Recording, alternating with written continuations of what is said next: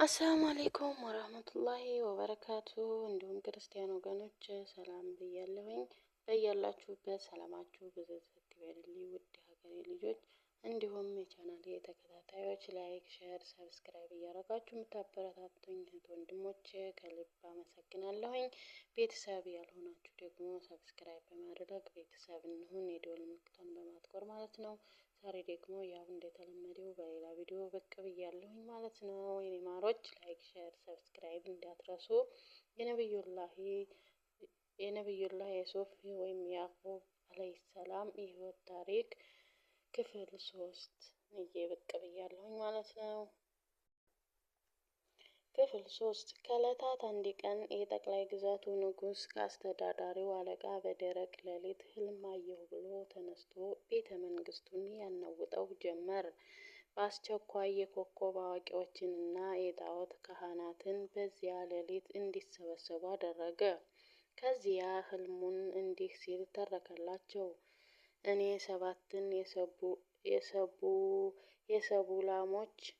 እኔ ሰባትን የሰቡ ላሞች 7 ከሲታዎች ሲበሏቸው፣ 7ቱንም ለምለም ዘለላዎች ሌሎችንም ደረቆቹን ሲጠመጠሙባቸው በህልሜ አያለሁ። እናንተ ታላቅ ሰዎች ሆይ ህልምን የምትፈቱ እንደሆናችሁ ህልሜን ፍቱልኝ።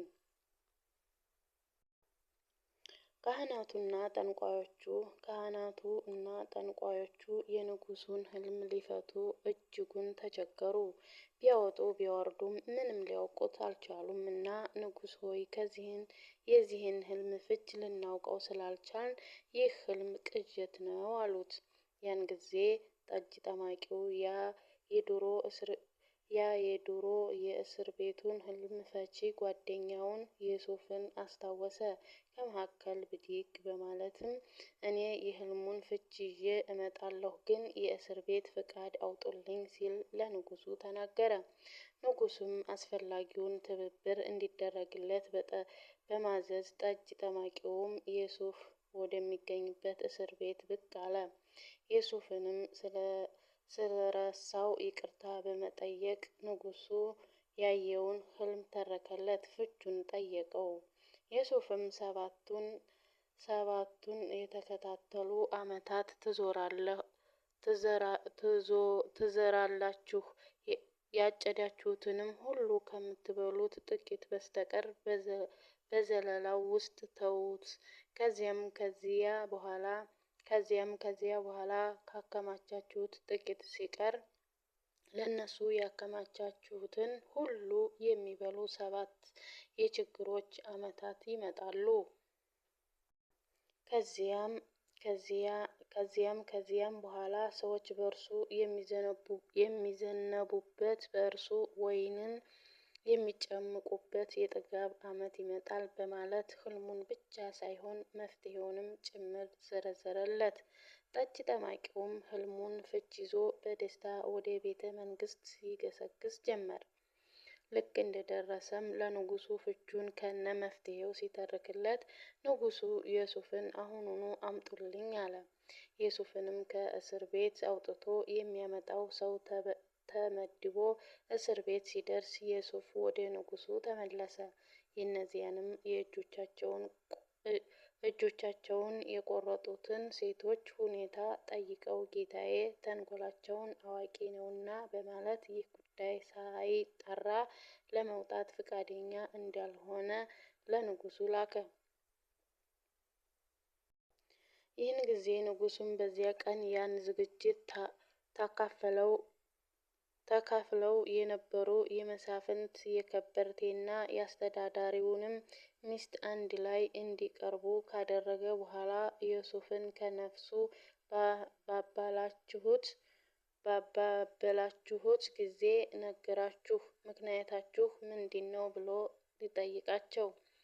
ሴቶቹም በአንድ አፍ ለአላህ ጥራት ይገባው በእርሱ ላይ ምንም መጥፎ ነገር አላወቅንም አሉት። ያን ጊዜ ከመሃል አስተዳዳሪው ሚስት ቀበል አድርጋ አሁን እውነቱ ተገለጸ፣ እኔ ነኝ ከነፍሱ ያባበልኩት፣ እርሱም ከእውነተኞቹ ነው በማለት በሕዝብ ፊት የሱፍን ንጽሕና መሰከረች።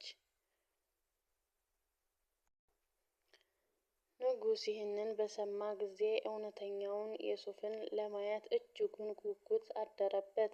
ነፃነትህን አስመስክረሃል ና ብሎ ጠርቶት የግል አማካሪው ከማድረግም ባሻገር የሀገሪቱ ጉዳይ ሙሉ በሙሉ ፈላጭ ቆራጭ አደረገው። አሁን ዩሱፍን ዐለይሂ ሰላም ሕዝቡ ዘንድ ልዩ ቦታ አለው። አብዛኛውም የሀገሪቱ ነዋሪ የዩሱፍን ጥሪ ተቀብሏል። እንዲህ እያሉ 7 ዓመታት ካሳለፉ በኋላ የድርቁ ዘመን መጣ። ድርቁን ተከትሎ ከተለያዩ ሀገራት በድርቅ የተመቱ እህል ሸማቾች ወደ ግብጽ ምድር ይተሙ ጀመር። በዚያ መሃል በከነዓን ይኖሩ የነበሩ የዩሱፍ ቤተሰቦችም የድርቁ ሰለባ ነበሩና 10 ወንድሞቹ እህል ፍለጋ የግብጽን ምድር ረግጠው በማያውቁት ወንድማቸው መጋዘን ለእህል ተሰለፉ። በጊዜው ከመንግስት መጋዘን ሁሉ እህል ሲሸምት ስሙንና የመጣበትን ሀገር እያስመዘገበ ነበር የሚሸምተው። እነዚህም ወንድሞቹ ስማቸውን አስመዝግበው እህላቸውን ከመረከባቸው በፊት ዩሱፍ የከነዓን ሰዎች መጥተዋል የሚል ወሬ ሰምቶ ሊያጣራ ሲሄድ ወንድሞቹን ተመለከታቸው። ምንም እንኳን እሱ ቢያውቃቸውም እነሱ ግን በፍጹም ሊያውቁት አልቻሉም። ግና ዝም ብለው በግምት ይህ ፊት አዲስ አልሆነብኝም ይባባሉ ጀመር እርስ በእርስ። ዩሱፍም ከተለያዩ ሀገራት ከመጡ ቁጥር ስፍር ከሌለው ሰልፈኛ መሃል ለ40 ዓመት የተለያያቸውን ወንድሞቹን የሰሩበትን ተንኮል ወደ ጎን አድርጎ በናፍቆት ተሸንፎ ስለማንነቱ ምንም ሳይነግራቸው ወደሚኖሩበት ቤተ መንግስት ይዟቸው ሄደ። ይህችን ሌሊትም እሱ ጋር አሳልፈው በነጋታው እንደሚሄዱ ካሳመናቸው በኋላ በጥሩ መስተንግዶ እራት አብልቷቸው ያዕቆብ ስለተባለው ነቢይ መጠየቅ ጀመረ። በሕይወት እንዳለ እና ዩሱፍ ዐለይሂ ሰላም በተባለው ልጅ ሐዘን ምክንያት በጣሙን እንደተጎዳ ነገሩት። ዩሱፍ ይህን ሁሉ ቢሰማ ሆዱ እየባሰው ከእንባው ጋር ትንቅንቅ ቢገጥምም ይህንን ሐዘኑን ግን ለወንድሞቹ ግልጽ ሊያደርግ አልፈለገም፣ ያውቁኛል ብሎ ሰግቶ። በነጋታው ዩሱፍ አገልጋዮቹን ጠርቶ ለእህሉ የከፈሉትን ገንዘብ በየከረጢታቸው ውስጥ ደብቁትና ሳያውቁ ስጧቸው ብሎ አዘዘ። ዩሱፍ ባዘዘውም መልኩ የከፈሉትን ገንዘብ ተመልሶ በየከረጢታቸው ተጨመረላቸው። በመጨረሻም ሲሸኟቸው በሚቀጥለው ዙር ስትመጡ ከነዓን ትታችሁት የመጣችሁትን ትንሹን ወንድማችሁን ይዛችሁ ኑ፣ እሱን ካላመጣችሁት ግን ምንም አይነት እህል አንሰፍርላችሁም ብሎ ሸኛቸው። እነሱም እንደሚሞክሩ ቃል ገብተውለት ጉዞ ወደ ከነዓን ጀመሩ። ረጅም ተጉዘው ከነዓንን ሲደርሱም በግብጽ ከተማ የገጠማቸውን ሁሉ ለአባታቸው ያዕቆብ ዐለይሂ ሰላም ተረኩለትና በቀጣይ ዙር ግን ታናሽ ወንድማቸውን ቢንያምንን ካላመጡ ምንም አይነት ስፍር እንደማይሰፈርላቸው ነገሩት።